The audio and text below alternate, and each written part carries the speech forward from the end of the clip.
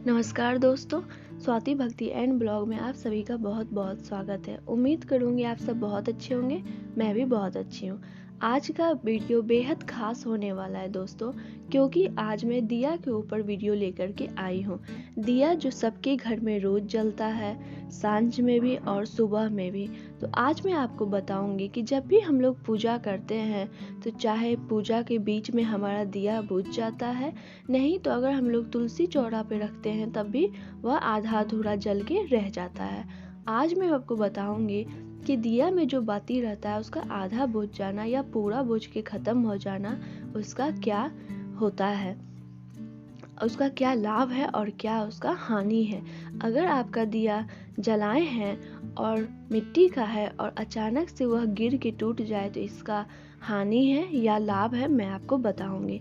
तो चलिए दोस्तों, वीडियो को शुरू करती हूँ।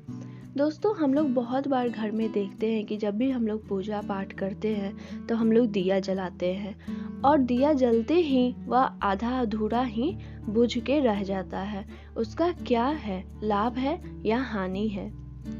कभी कभी हम लोग दिया जलाते हैं तो दिया में आप देखते होंगे कि उसके लौ के पास एक अजीब जैसा फूल जैसा बन जाता है। वह दोस्तों बहुत ही अच्छा माना गया है। अगर आप लोग दिया जला रहे हैं, चाहे वो लंबी बाती का हो, गोल बत्ती का हो, अगर वहाँ लौ के पास फूल जैसा बन जाता है तो वह बहुत ही अच्छा है। इससे यह साबित होता है कि भगवान आपकी पूजा को स्वीकार किए हैं। अगर आप घर में दिया जलाए हैं और वह अचानक से बुझ जाए तो आप यह सोचते हैं कि अभी रहने देते हैं, शाम में जला दूं, तो ऐसा नहीं करना चाहिए। अगर आपका एक बार दिया बुझ गया है, अगर उसी टाइम आप दिया को जला करके फिर से पूजा करते हैं तो इससे आपको कोई भी हानि नहीं होने वाली है। लेकिन वह दिया बुझ जाने के बाद शाम को जलाइएगा, इससे आपको हानि होगी। ऐसा करने से आपके घर में नकारात्मक सोच की उन्नति होगी। दोस्तों, अब मैं आपको बताती हूँ कि अगर आप दिया जला रहे हैं और अचानक अगर आपका दिया टूट जाए, मिट्टी का है, नीचे गिर जाए, टूट जाए, तो वह सारी टुकड़ों को ले करके फेंकना नहीं चाहिए। उन सारी टुकड़ों को ले करके आप अपने घर के पास कोई भी बगीचा हो या आपके घर के अंदर ही छोटा मोटा गार्डन हो तो आप उसमें डाल दीजिएगा। ऐसा करने से आपको कोई भी पाप नहीं चढ़ेगा। दिया जलाते समय एक बात का हमेशा ध्यान रखना चाहिए। अगर आप सरसों में दिया जला रहे हैं या आप घी में दिया जला रहे हैं या आप तिल के तेल में दिया जला रहे हैं, सबका अलग अलग नियम होता है।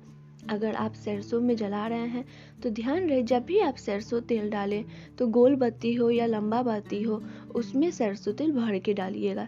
ऐसा करने से अगर आपका लंबा बाती है तो वह दिया में सरसों का तेल हमेशा भरा रहेगा और वह दिया जलता रहेगा। अगर आप दिया जला रहे हैं और आपका पूरा दिया का बत्ती जल गया हो, थोड़ा सा भी ना बचा हो, तो ये बहुत अच्छा माना जाता है। अगर आप दिया जलाए हैं और थोड़ा सा ही जल के आधा अधूरा बत्ती रह गया हो तो इससे भी आपके घर पे कोई बुरा प्रभाव नहीं पड़ेगा। लेकिन ध्यान रहे, अगर लंबा बत्ती के साथ ऐसा हो रहा है तो आप दूसरे दिन से गोल बत्ती जलाइएगा। अगर एक दिया में आप मंदिर जाते हैं और वहाँ पर दिया जला रहता है और उसी में जा कर के आप दिया का अपना बत्ती उसमें डाल देते हैं, तो ऐसा नहीं करना चाहिए। आप अपना स्वयं का दिया लेकर के जाएं।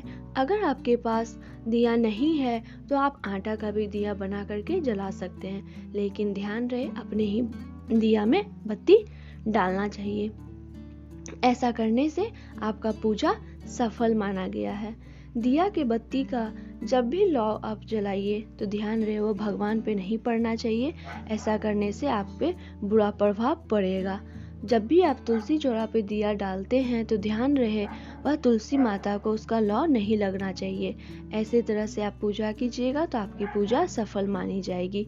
दिया जलाते समय हमेशा ध्यान रखें कि आप अपना माचिस का जो तिल्ली होता है वह इधर उधर ना फेंक करके भगवान के यहाँ स्थान के पास रख करके उसे बाद में फेंक दीजिएगा।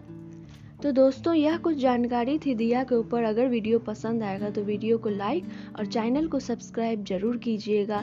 इसी तरह की रोज आप सभी के लिए मैं न्यू वीडियो लेकर के आऊँगी। तब तक के लिए आपका तहे दिल से बहुत बहुत धन्यवाद।